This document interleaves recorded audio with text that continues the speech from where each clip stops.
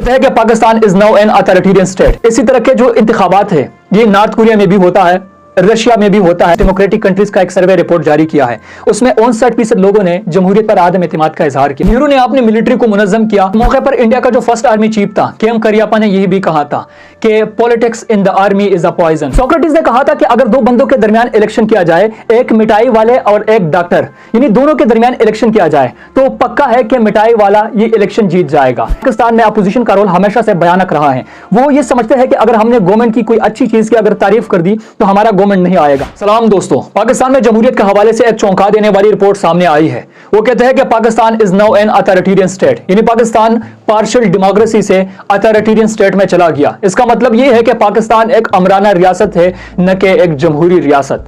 ये खबर छापी गई है एशियन प्रेस में, एसोसिएटेड प्रेस में, एक्सप्रेस ट्रिब्यून में, डान न्यूज में, अरब न्यूज में और इस तरह के और भी बहुत सारे अखबारों में ये खबर छापी गई है। आपके जहन में सवाल होगा कि पाकिस्तान में इलेक्शन होता है तो ये कैसे एक जमहूरी रियासत नहीं रहा।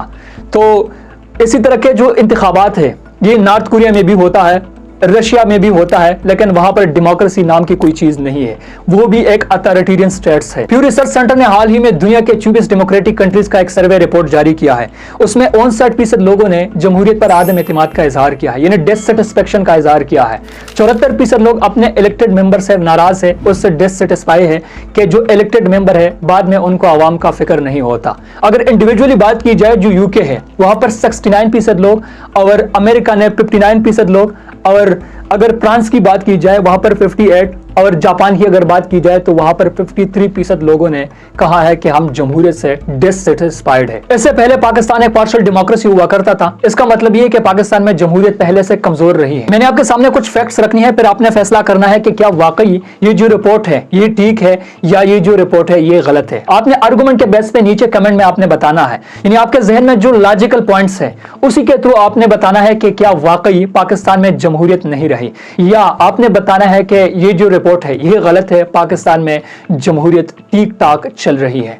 ये बड़ी इंपॉर्टेंट वीडियो है, आपने आखिर तक देखनी है। तो चलिए शुरू करते हैं। पाकिस्तान में जमहूरियत क्यों नाकाम रही, ये सवाल बड़ा सिंपल साउंड करता है, लेकिन इसके पीछे कई सारे रीजंस है। अगर उन सारे रीजंस को आपने जानना है तो आपने 1947 से शुरू करना है।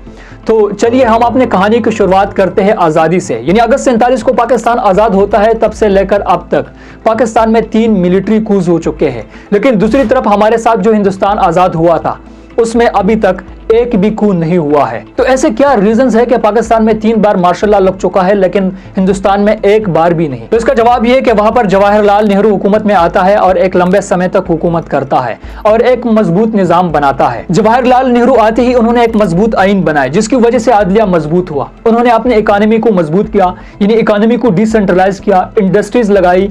इसके अलावा उन्होंने जनरल इंतखाबात कराए। कोल्ड वार एरा में उन्होंने अपनी रियासत को जंगजू रियासत नहीं बनाया, यानी किसी भी कैंप में वो वाज़ेह तौर पर शामिल नहीं हुए। एक तरफ सोवियत यूनियन था और दूसरी तरफ अमेरिका था। नेहरू ने अपनी मिलिट्री को मुनज़्ज़म किया।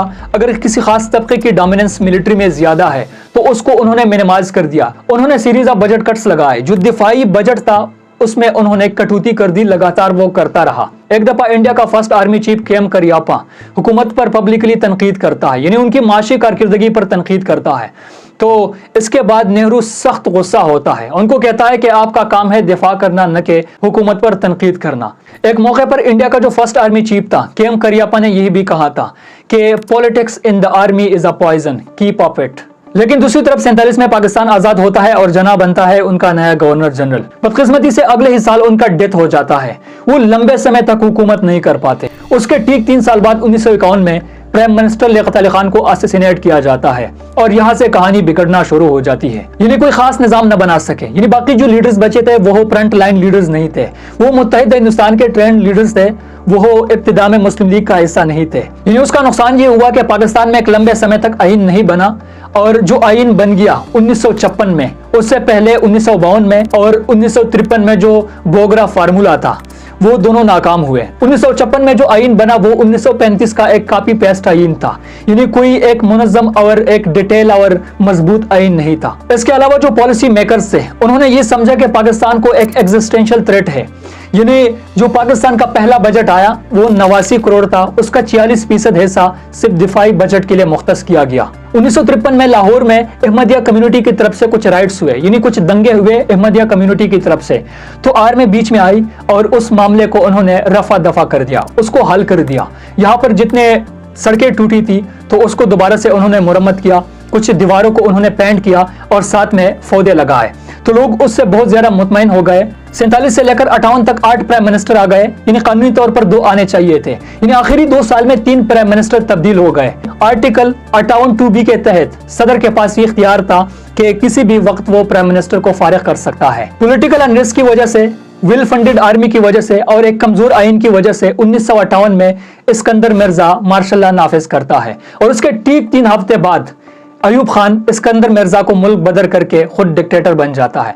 जब पाकिस्तान में मार्शल लॉ लगा तो 1953 में आर्मी ने लोगों के दिलों में एक जगह बनाई थी, तो लोगों ने कहा कि मार्शल लॉ हो गया। यानी पाकिस्तान के पास कोई माशी प्लान नहीं था, यानी ऊपर से महाजरीन आ रहे थे, एक माशी बहरान था।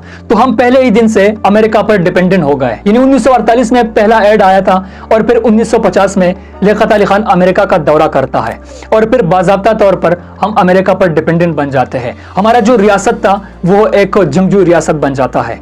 लेकिन दूसरी तरफ जो हिंदुस्तान था उन्होंने ऐसा नहीं किया, ना अपने आर्मी को उन्होंने वेल फंडेड किया और न उन्होंने किसी कैंप में बाकायदा तौर पर उन्होंने शमूलियत इख्तियार कर दी। फिर इसके बाद 1962 का एक आइन सामने आता है जो कि मार्शल लॉ दौर का एक आइन था।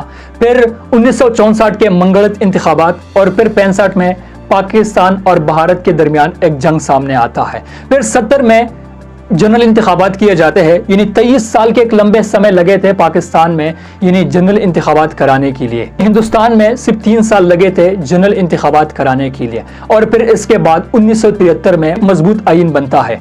तो 26 साल एक मजबूत आइन बनाने के लिए पाकिस्तान में 26 साल लगे थे। तो वहां पर 3 साल के अंदर अंदर जो नेहरू था उन्होंने आइन बनाया और अपना जो सिस्टम है उनको मजबूत कर दिया। 1970 में जो इंतखाबात हुए 1971 में, उसी की वजह से बंगाल टूटा, यानी पाकिस्तान 2 हिस्सों में तकसीम हो गया। यानी जो दीगर ममालिक होते हैं उसमें इलेक्शन खुशहाली के लिए और तरक्की के लिए होता है, लेकिन जहां पर जब भी इलेक्शन होता है तो एक फुल रिग इलेक्शन होता है और इसके अलावा उसमें दंगे फसाद ये एक मामूल की बात होती है।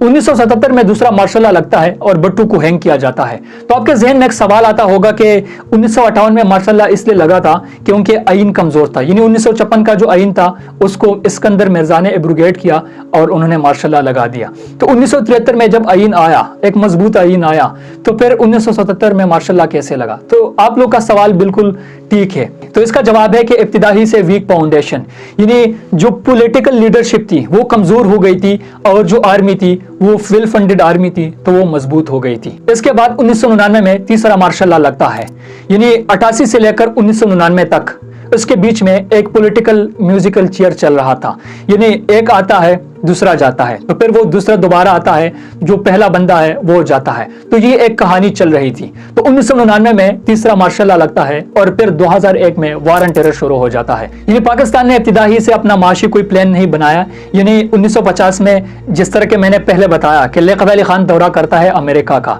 तो 2001 में वार ऑन टेरर से हमें पैसे मिलते हैं। उससे पहले सुएत अफगान वार से हमें पैसे मिलते थे और उससे पहले C2 सिंटू जैसे ऑर्गेनाइजेशन से हमें पैसे मिलते थे।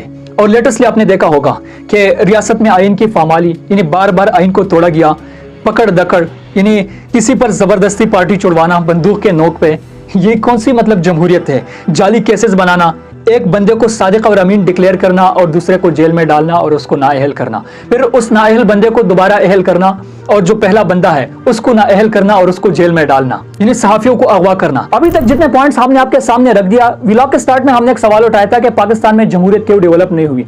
तो एक पहलू हमने बताया कि पाकिस्तान ने इब्तिदाई से कुछ ऐसी गलतियां की थी, यानी वीक फाउंडेशन की वजह से पाकिस्तान में जमहूरियत डेवलप नहीं हुई। लेकिन दूसरी जो पहलू मैं आपको बताने जा रहा हूं वो है कि कुछ ऐसे फैक्टर्स है कि जिसकी वजह से पाकिस्तान में डेमोक्रेसी डेवलप नहीं हुई। एक अच्छी जमहूरी रियासत के लिए ये सारे फैक्टर्स बड़ा मैटर करता है। मैं आपके साथ शेयर कर रहा हूं, आप ये सारे सुनिए और फिर आप फैसला करें कि क्या पाकिस्तान में ये चीजें है या नहीं है। तो सबसे पहला फैक्टर है वो है एजुकेटेड पीपल, यानी ये जरूरी नहीं है कि सारे लोग PhDs हो, लेकिन कम अज कम ये जरूरी है कि सारे लोगों के पास बुनियादी शऊर होना चाहिए। सोक्रेटिस ने कहा था कि अगर 2 बंदों के दरमियान इलेक्शन किया जाए, एक मिठाई वाले और एक डॉक्टर, यानी दोनों के दरमियान इलेक्शन किया जाए तो पक्का है कि मिठाई वाला ये इलेक्शन जीत जाएगा। उसकी वजह ये है कि वो इस बात पर कैंपेन करेगा कि मैं आपको मिठाइयां दे रहा हूं और ये जो डॉक्टर है ये आपको कड़वी दवाइयां दे रहा है। अरिस्टोटल ने कहा था कि अगर किसी माशरे में अनपढ़ लोगों की तादाद ज्यादा हो तो वो अपने मनपसंदी या अपने कबीले के किसी बंदे को अगर उन्होंने ऊपर बैठा दिया तो यही सबसे worst part of the government है, यानी पॉलिटी।